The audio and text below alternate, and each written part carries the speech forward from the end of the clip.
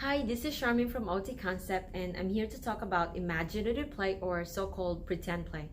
So, what is imaginative play or pretend play, and what do I mean by that? This blog is a two-part series, and in this first part, I'm going to give you an overview of what it is or what an imaginative play is and four key benefits of it. So, what exactly is imaginative play?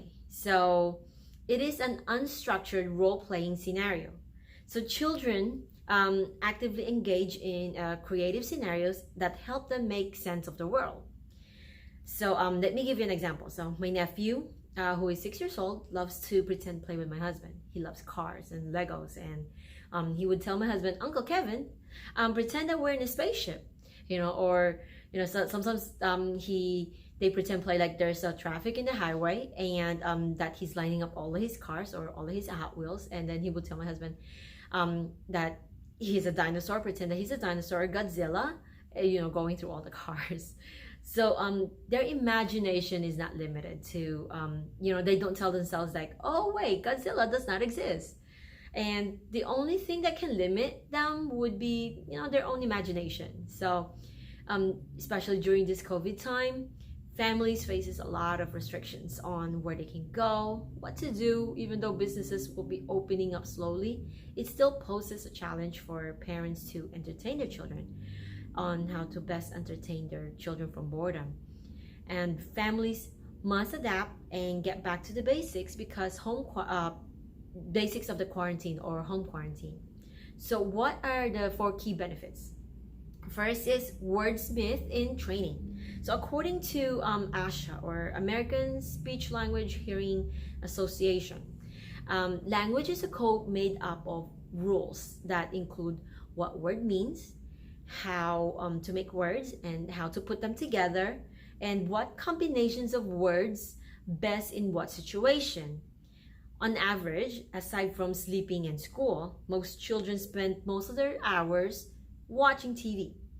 So what do you think happens with watching TV? Communication. It does not mean that your child comprehends every word expressed though. So through imaginative play, children will be able to develop their understanding of language. It will not be surprising to observe your children reusing your own words. They're like parrots. So children are very attentive listeners. So it is very important to monitor what you say and how you say things, and very important to share new vocabularies with the children, of course. And when they are engaged in this imaginative play with other kids, it helps all of them actually learn new words. Okay, so second is mental growth. During this kind of imaginative play, kids can face different concerns and challenges.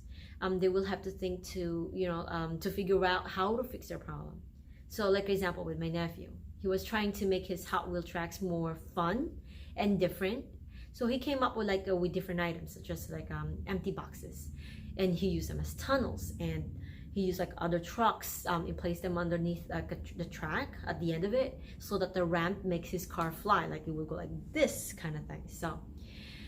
Or trying to figure out what the instructions are in assembling his Legos, because he loves Legos. He will be able to use these skills in real life scenarios in the future. Third is expressing themselves. Imaginative play offers children freedom to explore full range of their emotion. It can't be that your child is trying to save, all of the unicorn population from a monster, right? So, fourth is social engagement. This is one of the most important elements of imaginative play and creating and improving interpersonal relationships. When kids play with other kids, imaginative play helps them recognize ways to communicate appropriately and importance of compromise and teamwork. So this kind of relationship will become how they will relate to people when they get older. Positive and negative relationships with people. Sooner we learn to engage positively to people, our social skills become stronger. So even if the child has solo imaginative play, it can still help and foster positive interpersonal relationships. It's by conversing with their dolls and action figures as if there's another child in the room. There are other benefits of imaginative play. but these are the four important to keep in mind. You have to allow them to feel safe and at peace while in their imaginative place. In other words, don't impose restrictions in what they can accomplish. So in the second part, I'll share some specific ideas for you to try at home. So be sure to check back.